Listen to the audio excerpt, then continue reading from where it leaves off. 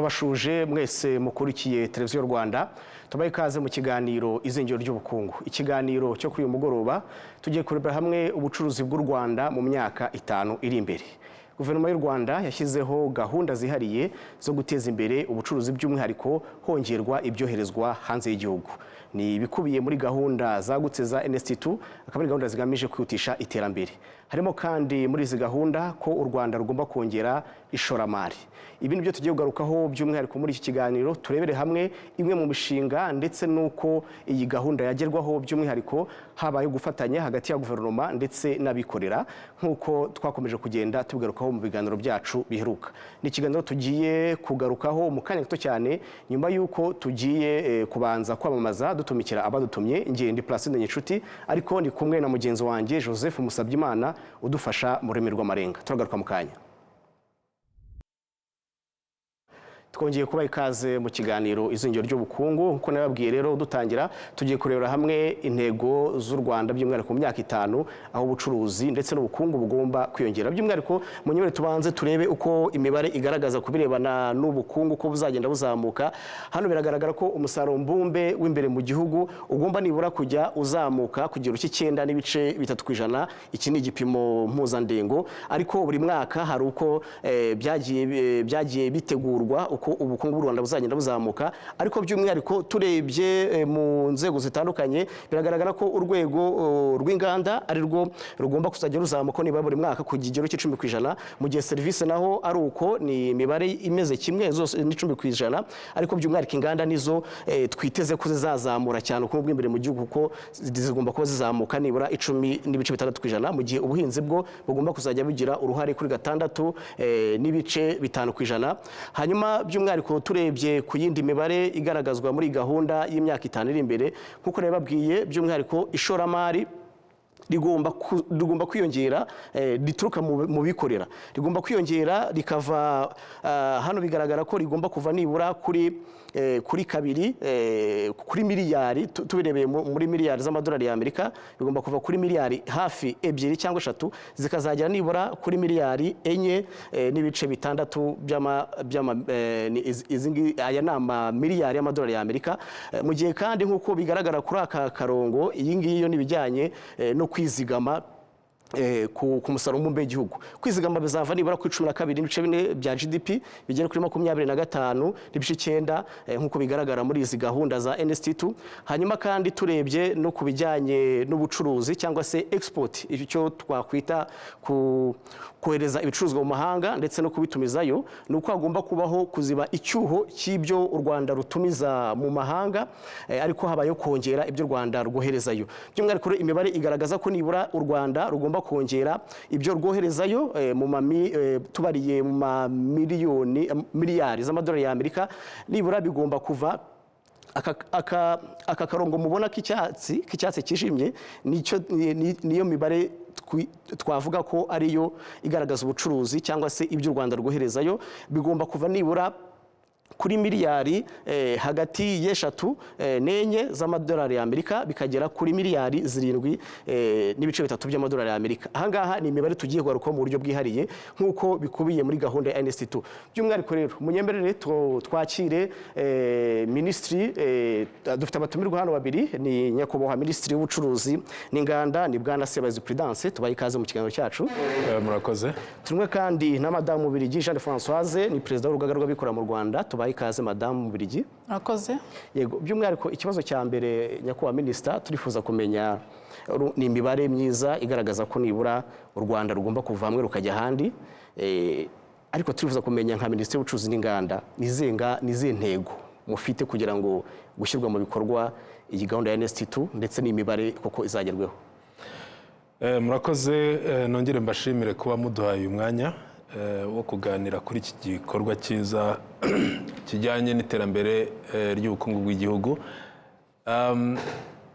Kugira ngo twumve neza uruhare rwa Minisiteri y'Ubucuruzi n'Inganda mu iterambere, ndagira ngo twibukiranye yuko dufite icyerekezo 2050 cyashyizeho ibyo dushaka kugeraho, u Rwanda twifuza kugeraho muri uriya mwaka, ndetse tukaba dufite n'ibipimo by'ubukungu tugomba kugenda tureba ko turimo kubigeraho. ahangaha twavuga kubera ko turimo kubaka ubukungu bushingiye ku iterambere ry'umunyarwanda, turashaka ko umunyarwanda nibura nko muri 2035 umunyarwanda muri rusange yaba ashobora kubona nk'ibihumbi 4 by'amadolari nk'umusaruro mbumbe ku mwaka, byagera nko muri miliyoni 5-6, ndetse muri 2050 tukaba dushobora kugera ku madolari 12,000 nk'umusaruro wa buri muturage mu Rwanda. Ibyo bipimo by'ubukungu ni ibipimo biri hejuru. Uyu munsi turacyafite ikigeranyo cy'amadolari 1,000 gusa. Kugira ngo tubigereho hari gahunda y'igihugu yo kwihutisha iterambere yo wise NST2 maze kutunyurira mu bipimo bimwe na bimwe byayo, nayo izadufasha guteza imbere ubukungu, guteza imbere imibereho myiza y'abanyarwanda muri rusange, ndetse no kureba ibijyanye n'imiyoborere, byose bikatugeza kuri bya bipimo twaze tuvuga. Minisiteri yacu rero ifite inshingano zikomeye cyane mu kugeza ku bipimo byaba ari by'icyerekezo 2050, ndetse byaba no gushyira iriya gahunda ya NST2 mu bikorwa. Dufite politike yo guteza imbere inganda. Bimwe mu bipimo hano navuga wenda nk'ibipimo 5 tubonera politike yo guteza imbere inganda izadufasha kugeraho, ikijyanye no kongera ibyoherezwa mu mahanga ndetse tugabanya n'icyuho kiri hagati y'ibyo dukura hanze n'ibyo twohereza mu mahanga. Izo ni inshingano z'inganda. Uyu munsi turashaka ko tuva kuri miliyari z'amadolari 3.5 tukagera kuri miliyari 7 z'amadolari. Icyo gihe ibyo tuzabigera hari uko duteje imbere umusaruro uturuka mu nganda.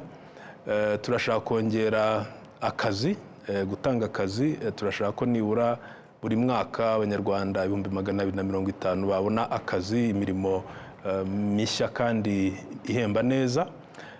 Ibyo nabyo tubigeraho kubera iterambere ry'inganda. Turashaka yuko umusaruro ukomoka mu nganda wiyongera ku kigero cya 12% nk'uko wabibonye. Uyu munsi turacyari ku kigero cy'10%. Ubwo ni ukuvuga ngo tugomba kongera ibyo dukura mu nganda, ndetse wavuze n'ikijyanye n'ishoramari ry'abikorera. Dufite amahirwe, dufite ubahagarariye hano. Turashaka ko ishoramari ry'abikorera ryava kuri miliyari 2 rikagera kuri miliyari 4.6 z'amadolari mu gihe cy'imyaka 5. Ni ukuvuga ngo ibi bipimo byose iyo urebye neza usanga twabigeraho mu guteza imbere inganda, ndetse no mu kongera ubumenyi n'ubushobozi bw'abanyarwanda. Ndetse ndagira ngo nanongereho yuko uretse inganda, iyo urebye ibyiciro by'ubukungu kuva ubuhinzi, inganda ndetse na serivisi. Inganda usanga ari nka moteri irimo hagati, kuko niyo ushaka kongera ubushobozi bw'abahinzi nuko ubashakira isoko ry'umusaruro wabo. Iyo ushaka kongera agaciro k'ibikomoka ku buhinzi, bisaba yuko ufite inganda zibitunganya. Ndumva muri rusange nagiye mbaho ishusho aho inshingano zacu zihurira n'icyerekezo 2050 ndetse n'iyi gahunda y'iterambere y'imyaka 5. Yego, urakoze cyane nyakubahwa minisita. Hanyuma ngarutse kubikorera, Madamu Bubiligi nk'ukuriye urugaga rw'abikorera, turifuza kumenya mwebwe nko muri PSF cyangwa se mu bikorera nyine, ko mutekereza muzafasha guverinoma kugera kuri iyi ntego muri rusange, n'icyo mutekereza ku bijyanye no kongera ingano y'ibyo twohereza hanze. Mwakoze. Mu rugaga rw'abikorera nk'uko mubivuze, iyi ntego yo kongera umusaruro w'ibyoherezwa hanze ni intego dufitemo uruhare rukomeye, aho tubona ko natwe nk'urugaga dufite inshingano zo kugira ngo twegere abanyamuryango, tugire uburyo dufatanya kugira ngo iyi ntego y'igihugu tubashe kuyigeraho. Mu myaka iri imbere muri gahunda dufite, turifuza gukorera mu kigo dufite cyitwa Imanzi Business Institute, gishinzwe kongera ubumenyi bw'abikorera mu byo bakora. Turifuza gutangamo gahunda zitandukanye zizamura ubumenyi bujyanye no kugira ngo twongere umusaruro, ariko twongere n'ubwiza bw'umusaruro utangwa. uwo musaruro tuzabikora mu buryo butandukanye. Hari uburyo bw'ingendoshuri tujya dutegura zitandukanye, tukajya kureba uko bikorwa ahandi cyangwa se tukigira ku bandi bamaze kugira intambwe batera kurusha abandi. Icyo ni kimwe. Icya kabiri ni ubufatanye n'izindi ngaga mu bihugu bitandukanye aho dufitanye amasezerano. Mu bufatanye dufite rero tugenda twirebamo abafite expert bafite ubumenyi burushijeho twifuza kuba twazana mu gihugu kugira ngo baze bafatanye n'abanyamuryango bacu mu kuzamura ibyo bakora. Mu bindi duteganya turifuza no kurebera hamwe uburyo amahirwe leta yadushyiriyeho tuyabyaza umusaruro kurushaho. Aha twakomoza nko ku kijyanye na fund ijyanye no kongerera ubushobozi abohereza ibikorwa ibyo bakora hanze. Iyi fund iba muri BRD, Banki ya Development.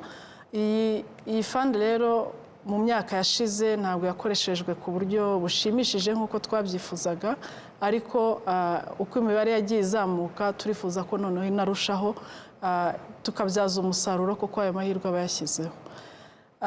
Mu bindi bitandukanye turifuza no gukomeza gukorana na leta nk'uko dusanzwe dukorana, tunashimira cyane amavugururwa yakozwe mu minsi yashize binyuze muri Minicom, aho borohereje abohereza ibikorwa ibyo bakora hanze muri procedure kugira ngo babone ibyangombwa cyangwa se amafaranga bishyuraga kugira ngo ibyo byangombwa biboneke.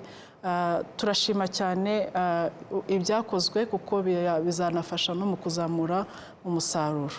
Muri make rero tuzibanda cyane ku bumenyi, tuzibanda kurushaho gukora ibyiza, kandi tuzanakomeza kubyaza umusaruro ibihari. Ukomeje ku bintu bitatu by'ingenzi, ariko wenda kimwe muri cyo ngira ngo wenda tugaruka mbere yo kugira ngo dukomeze. Iki kigo cyitwa Imanzi kizatanga ubuhe musaruro? Niki twakwitega kuri iki kigo? Nize mpinduka zizabaho mu bikorera iki kigo nigitangira gukora? Ikigo gisanzwe gikora, Imanzi Business Institute ni ikigo gikora kimaze imyaka igera muri 3. Gitanga gahunda zitandukanye, zaba izo gufasha mu kumenya ibijyanye n'ubuziranenge, haba gufasha kugira ngo turusheho kuzana kuyobora neza ibigo byacu, cyangwa se n'ubundi bumenyi bwaba bukenewe. Mu buryo bw'ubufatanye tugira urugaga rufite icyo twita clusters zigiye zishingiye ku byo dukora. Hari nka cluster ishinzwe ubuhinzi, hari cluster ishinzwe ubucuruzi, hari ishinzwe inganda, hari ishinzwe service, hari n'ishinzwe kwita ku bikorera b'urubyiruko, abagore n'abafite ubumuga n'ababana n'ubumuga. Yego. Izo cluster rero uko zigenda zibana n'abanyamuryango zikamenya ibibazo bihari se cyangwa se gaps zihari, nizo zitanga ibyifuzo byazo kuri kiriya kigo cya Imanzi Business Center Institute kitegura gahunda zo kugira ngo kirusheho gutanga ubumenyi mu bacuruzi. Ibindi turaza kubigarukaho bijyanye n'izi fund zituruka muri banki y'igihugu ishinzwe iterambere BRD, ndetse n'uko mukorana n'izindi gaga zo mu bindi bihugu. Ariko ngarutse kuri nyakubahwa minisita, ndashaka kubaza by'umwihariko nko muri minisiteri yanyu munashinzwe n'inganda, nibyo koko biragaragara ko hari gahunda yo kugabanya icyuho kiri hagati y'ibyo u Rwanda rutumiza mu mahanga ndetse n'ibyo rwoherezayo, ariko urebye inganda nizo duhanze amaso. Ariko iyo uganira n'abanyenganda bakubwira ko hari ikibazo cy'uko ibyinshi bakoresha babitumiza hanze, ni ikibazo cya raw materials. Murabona iyi ntego izagerwaho gute? Ntibizakomeza ahubwo gutumizwa hanze?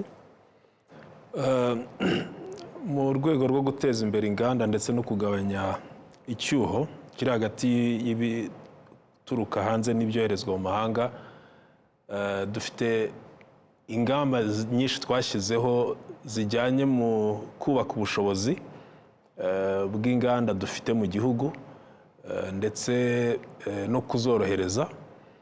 Ndagira ngo wenda duhereye nk'icyo ngicyo cyo kubona ibikoreshwa by'ibanze, ubundi iyo ufashe nk'inganda tuvuge zitunganya ibikomoka ku buhinzi, akenshi ziza ari uko hari umusaruro zigomba kwakira w'abahinzi. Izo nganda ziracyafite amahirwe yo kwiteza imbere, ndetse dufite n'ibikomoka ku buhinzi byinshi twohereza hanze bidatunganyijwe.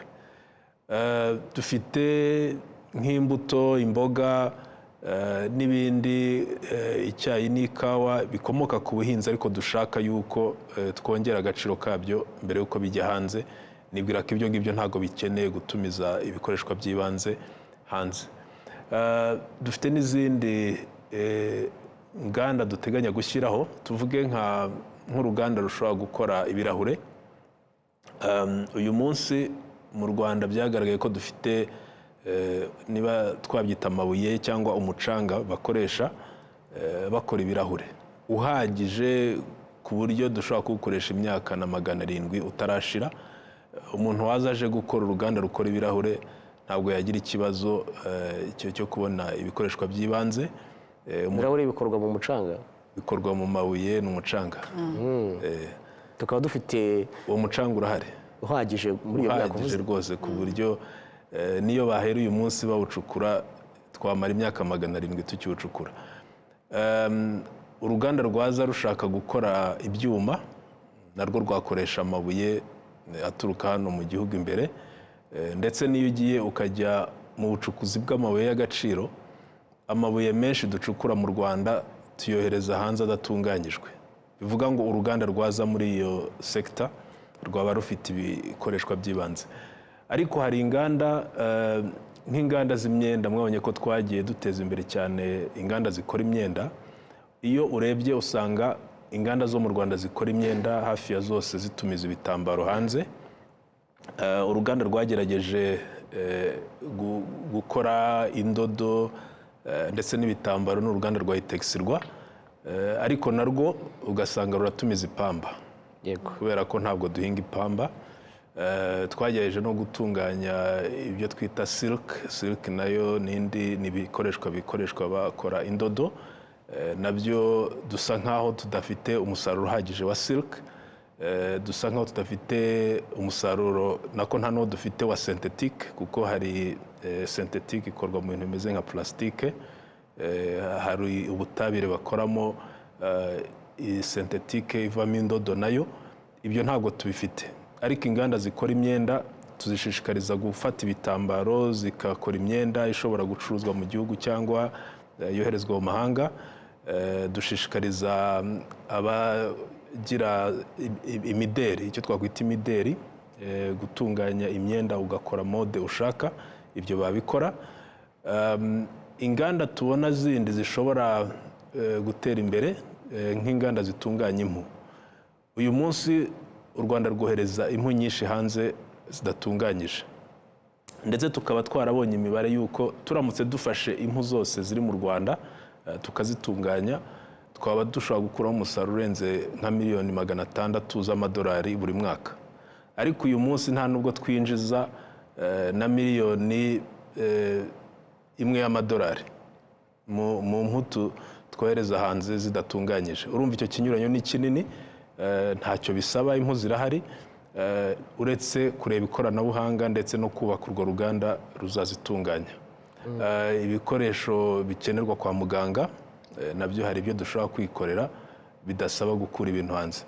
Ariko noneho aho bisabwa gukura ibintu hanze, nabyo byumvikane ko niyo utazanye ibikoreshwa by'ibanze binyuze mu muhanda nk'uko dukura ibicuruzwa binyuze mu muhanda, n'ubundi icyo gicuruzwa uzakigura hanze. Bivuga ngo cya kiguzi cya transport n'ubundi turacyishyura mu byo twinjiza mu gihugu. Byakabaye byiza rero cya kiguzi cya transport tukishyuye mu bikoreshwa by'ibanze, hanyuma tukabyongerera agaciro, tugatanga akazi mu gihugu imbere, ndetse tukanongera agaciro k'ibyo ducuruza ku isoko. Ibyo niyo byadufasha kuzamura ubukungu. Ariko iyo tukomeje kuvuga ngo igiciro cya transport kiri hejuru, kandi n'ibyo tugura n'ubundi nabyo byishyura transport, aho ngaho numva rwose ntabwo twabasha kubihuza. Nyakubahwa Minisitiri, ugifite ijambo tukiri kuri izo nganda, hari n'abavuga ko ibiciro by'amashanyarazi yakoreshwa muri izi nganda ngo bishobora kuba biri hejuru, ibyo byo mu bisubiza muti? Icyo nacyo turakizi. Hari muri iyi politike y'inganda hari ibintu bitandatu tugerageza kurebera hamwe bizafasha inganda gutera imbere. Hari ukubaka ubushobozi muri rusange bw'inganda, tukareba abakozi ndetse tukareba uburyo babonamo amafaranga, uburyo babonamo ikoranabuhanga. Hari ukubafasha mu bikorwa remezo, nabyo barabikeneye, amashanyarazi, amazi ndetse n'imihanda, nabyo biri muri gahunda y'iyi politike yo guteza imbere inganda. Ariko no by'umwihariko ku cy'amashanyarazi, uyu munsi inganda zikoresha amashanyarazi menshi ziroroherezwa. Ubu ngubu bishyura ku giciro cy'amashanyarazi, iyo ufite uruganda wishyura 50% by'igiciro cyose, fagitire yose. Bivuga ngo ukoresheje amashanyarazi mu buzima busanzwe, aho wishyura 100, uruganda rwishyura 50. Ubwo nabwo ni uburyo bwo kugira ngo tubafashe kugabanya igiciro cyangwa se ikiguzi cy'ibikorerwa mu nganda zo mu Rwanda. Yego.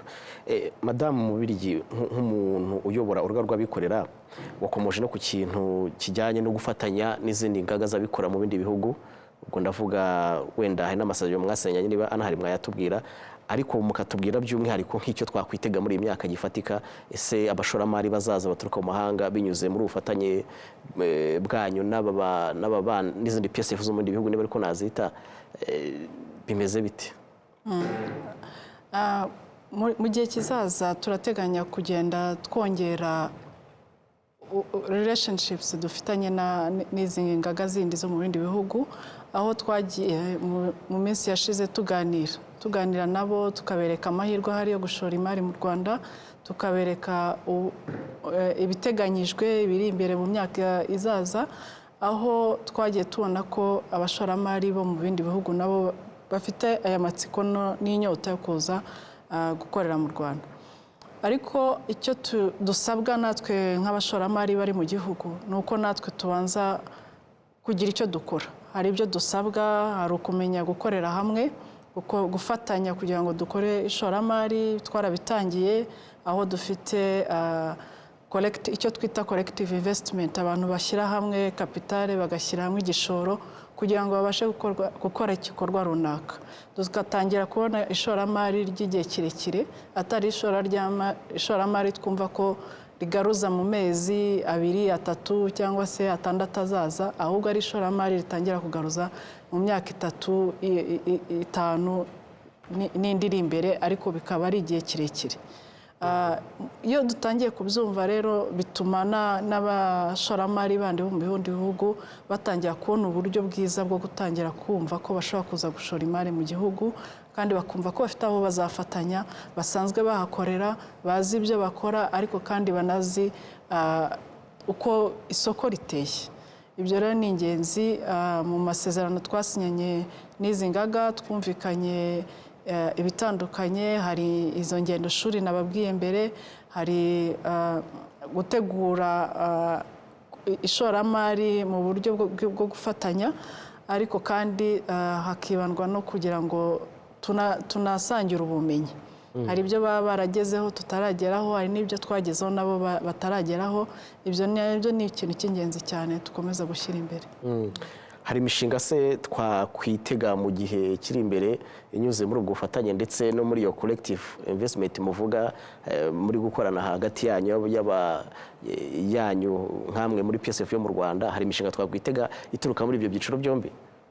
Imishinga irahari, ihora ivuka. Hari imishinga iri gutekerezwa, yaba ijyanye n'uburyo bwo kugira ngo abantu babike ibituruka ku buhinzi, bagira igihe cyo kuzabicuruza mu buryo bwiza kandi butihutiye gushyira ku isoko, ahubwo bagira umwanya wo kugira ngo babanze babihunike.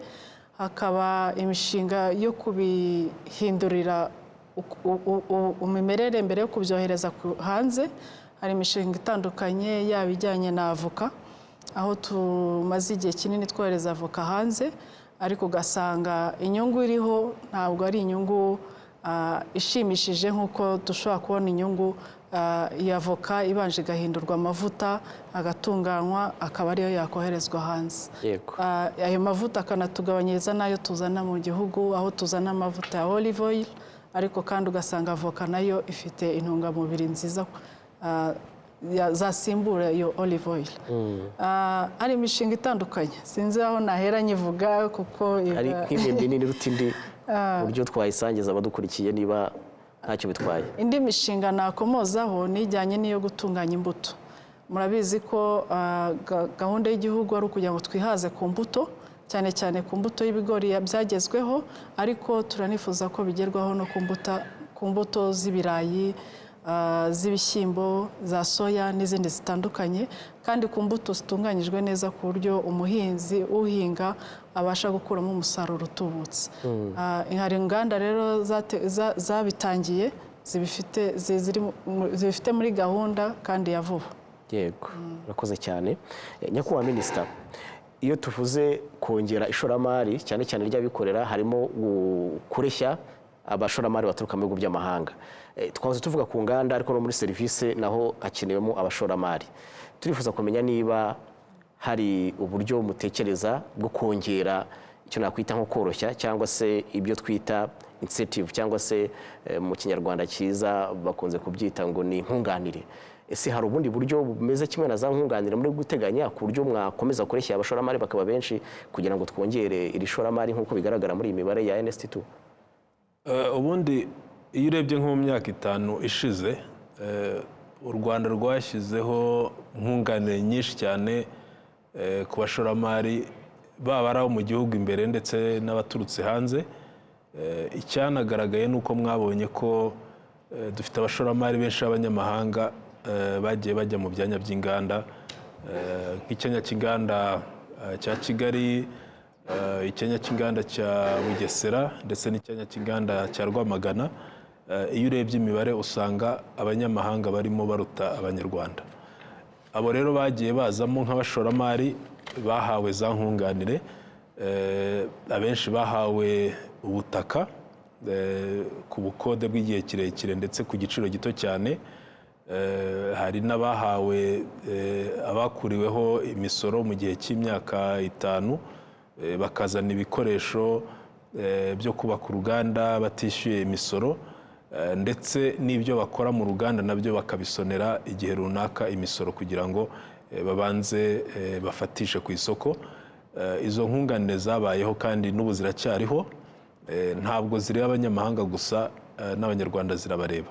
Gusa icyagaragaye ni uko abashoramari dufite banini abenshi ni abanyamahanga bagiye baza bagakora inganda zitari zisanzwe ziriho.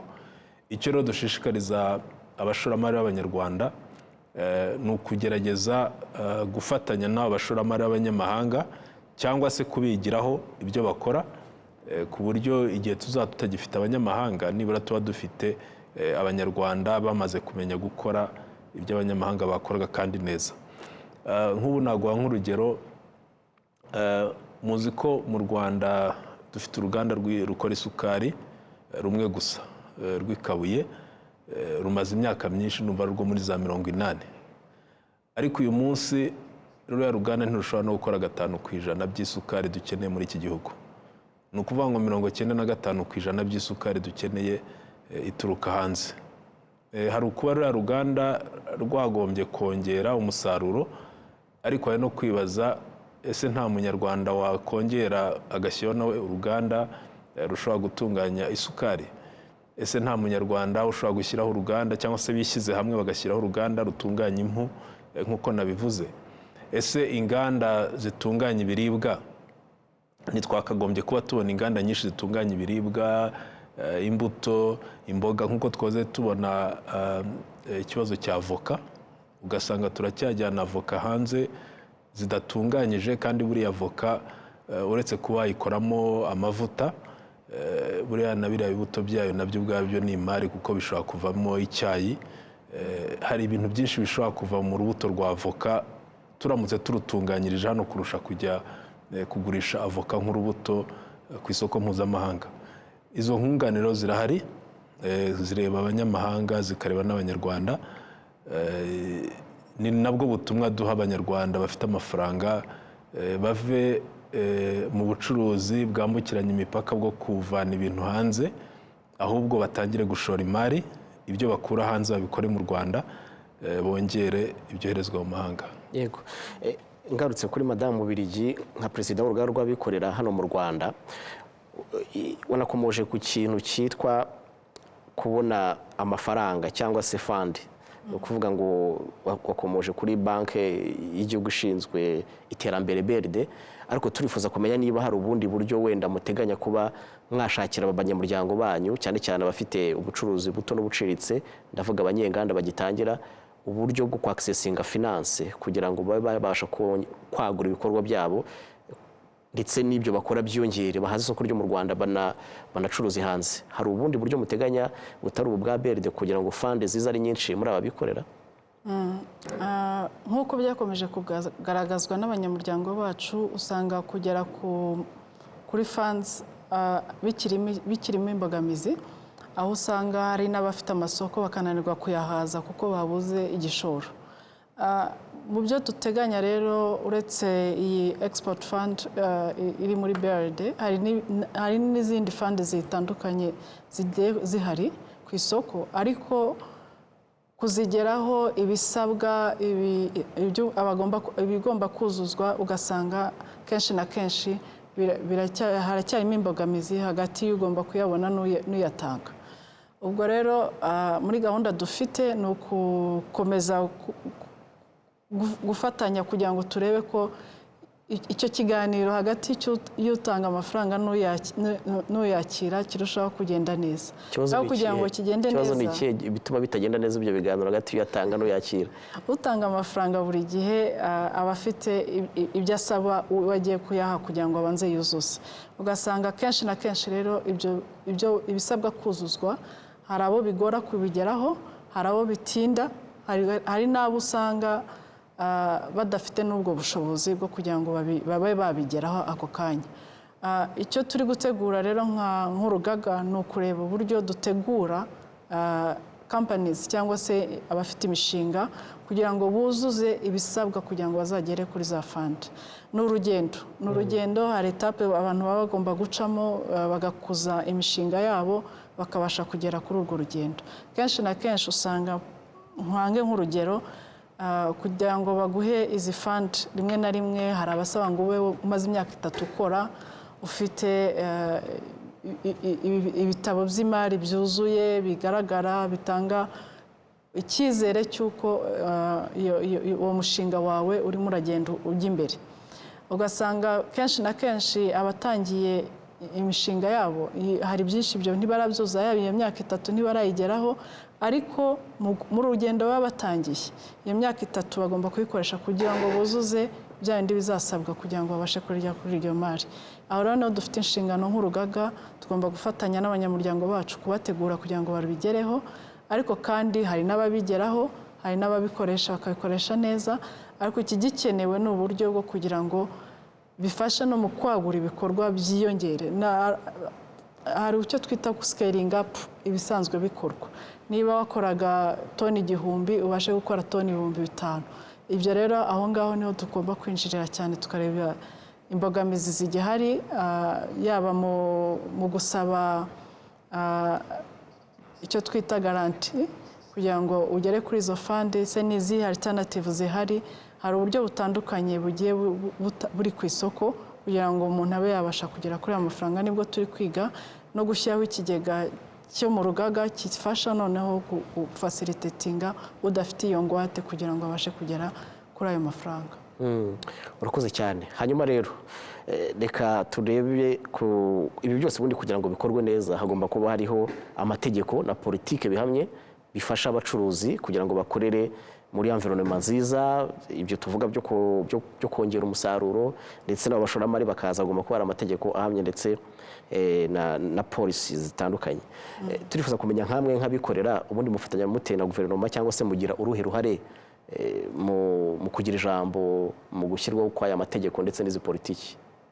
tugira amahirwe cyane nk'abikorera mu Rwanda kuko dufite guverinoma ifite inshingano zo kuduherekeza ariko noneho bakanabishyira mu bikorwa.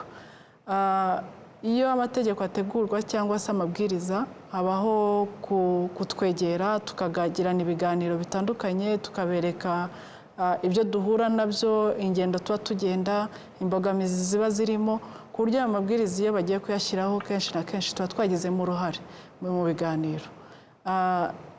Haracyari urugendo kuko ku ruhare rwacu natwe nk'abikorera tugomba kuba tuzi neza ibyo tuba dusaba cyangwa dusabwa kugira ngo n'ayo mabwiriza noneho aze atwunganira mu gutera imbere. Yego. Ibyo rero natwe turacyabikoraho kandi tubikoraho neza, ariko nibaza ko tugomba gukomeza kugirana ibi biganiro hagati ya leta natwe kugira ngo dufatanye kugira ngo twubake koko imishinga ifatika.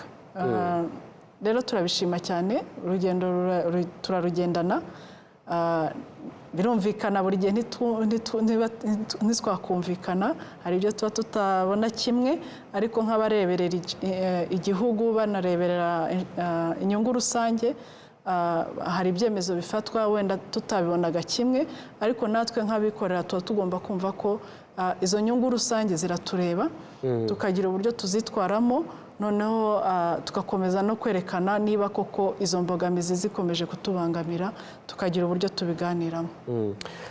Tukiri kuri iki nyakubahwa minisita, mu bihe byashize twagiye tumva ko ibyangombwa by'ubuziranenge byatangagwa mu bigo birenze 3 ubu babikomatanyirije hamwe. Byaje bisubiza ibibazo by'abacuruzi bamwe na bamwe, cyane cyane abohereza hanze ibicuruzwa bitandukanye, bakomeje kugenda bagaragaza ko bibangamiye. Ni umwanzuro wafashwe mu buryo nakwita ko cyari igihe nyacyo, uko abacuruzi barishimye, abo twaganiriye basanzwe exportinga, ariko hari hashize iminsi nyine bagorwa n'ibyo byangombwa.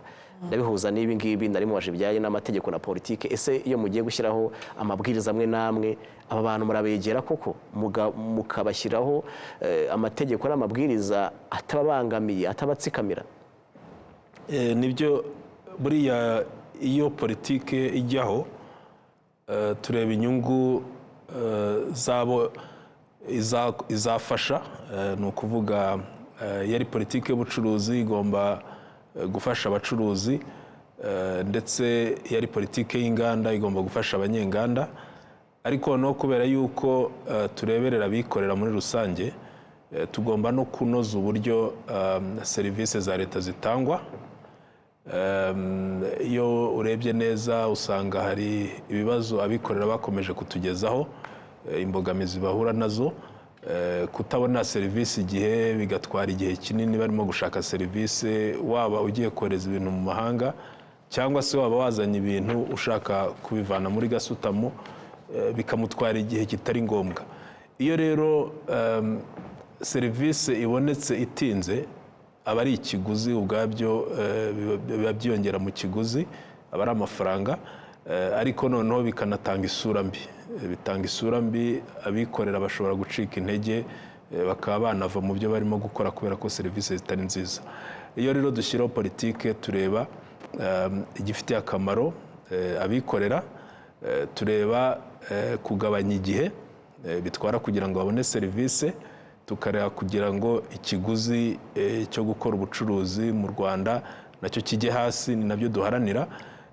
Bimwe mu bipimo turimo kurwana nabyo muri izi politike z'iterambere ry'igihugu, harimo no gushyira u Rwanda ku rutonde rw'ibihugu bitanga serivisi nziza mu ruhando mpuzamahanga, byihutisha ishoramari, ndetse n'ibihugu bishobora gukurura abashoramari bose muri rusange tugendeye ku bipimo mpuzamahanga.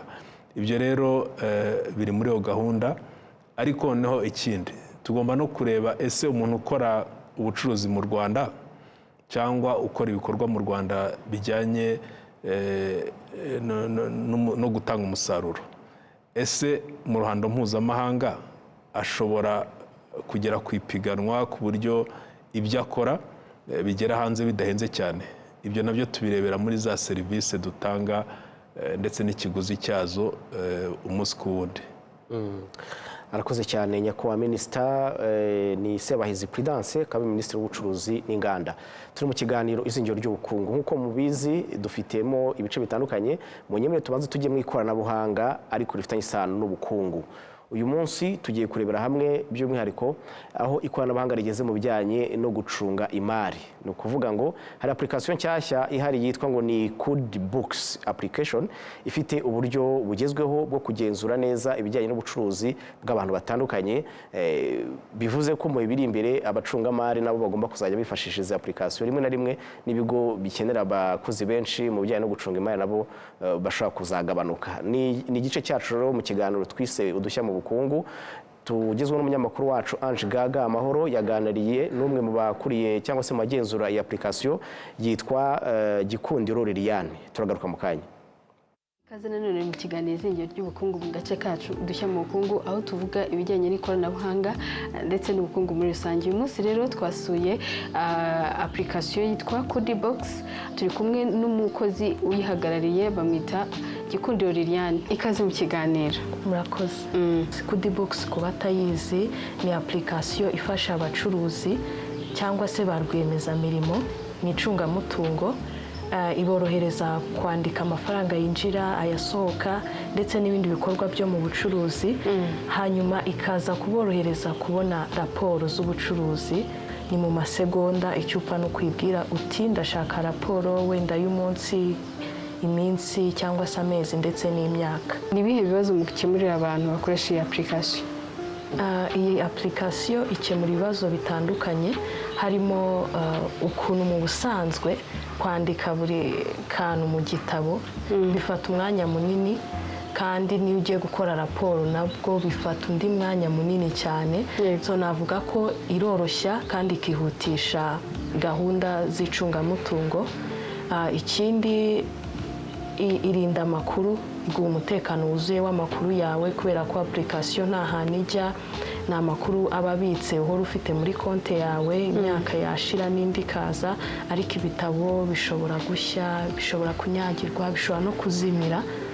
Yego, ikindi ni ukuntu amakuru aba ari ku murongo mu buryo bugaragara kabisa. Ushobora kubona amafaranga yinjiye, se yinjiye kuki, yasohotse, yagiye kubiki. Hari ukuntu abacuruzi bafata imyanzuro mu bucuruzi ayifashe gutyo wenda yiganye n'abandi cyangwa se atanabitekerejeho cyane, ariko iyo ufite imibare mu bucuruzi bwawe uba uzi ngo iki kintu gishobora kungiraho ingaruka ingana gutya, kubera urebeye ku kuntu ibindi byagiye bigenda mu gihe gishize. Ikindi kibazo dukemura ni uburyo bwo kubona amaraporo, bona raporo byihuse bidatinze, kubera ko iyo ukeneye raporo wenda ukeneye nko kuyitanga mu minsi 5 ugasanga ugiye kuyitegura mu cyumweru cyangwa mu kwezi, icyo gihe uba wasigaye cyane, ariko application n'ako kanya. Ikindi kintu ikemura nacyo kigendana no kuba ifasha kubona raporo byihuse kandi byoroshye. Hari ukuntu abantu babonaga amahirwe y'ishoramari, ugasanga wabonye umushoramari yiteguye no kugufasha, ariko iyo uhise umwereka ibintu bigaragara biri muri application ukamukururira, ukabana kamusharinga kuri WhatsApp cyangwa kuri email, aba ari ibintu biryoshye cyane kandi nawe bimuteye umwete wo kugufasha. Imbogamizi muhura nazo iyo murimo gusharinga iyi application yanyu ni izihe? Imbogamizi navuga ihari ni ukuntu usanga abantu bakora ubucuruzi ariko ataramenya ko akeneye gukoresha application mu bucuruzi bwe. Ugasanga abantu ikoranabuhanga ryarabasize, bakumuha application kugira ngo ayikoreshe ni ikintu atamenyereye. Reka njyewe mbashimire mwebwe mwakomeje gukurikirana ikiganiro dushya mu bukungu. Twe nakagaruka, bye bye. Tumushimire cyane Ange Gaga Amahoro. Hanyuma tugarutse muri studio zacu turugana no ku musozo, ni mu kiganiro izingiro ry'ubukungu. Nyakubahwa minisita, turifuza ko dusoza ariko tuganisha no kwikoranabuhanga. Ngira ngo babikomoje ikoranabuhanga ari kugenda rihindura byinshi. Iyo turebye mu bihugu byateye imbere twumva ibyitwa AI ndetse na robots, aho usanga mu nganda muri serivisi zitandukanye ikoranabuhanga rikomeje kugenda riganza. Twavuga iki mu kubyaza umusaruro ikoranabuhanga mu kugira ngo ubucuruzi bw'u Rwanda mu myaka 5 buzabe bukomeye koko?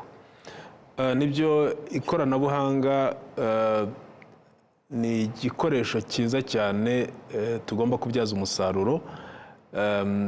Turareba mu byiciro bitandukanye, ubu ngubu turi kurireba mu gutanga serivisi, zaba ari serivisi leta iha abikorera, ariko dushobora no kurireba noneho no kwihutisha ibyo dukora. Uyu munsi inganda nyinshi zatangiye kwikoresha icyo bita automation, aho usanga udakeneye abantu benshi, ahubwo uruganda ruba ruri porogaramu ku buryo rutanga umusaruro rwikoresha kandi ugatanga umusaruro mwinshi. Icyo ni ikintu kigomba kurebwa.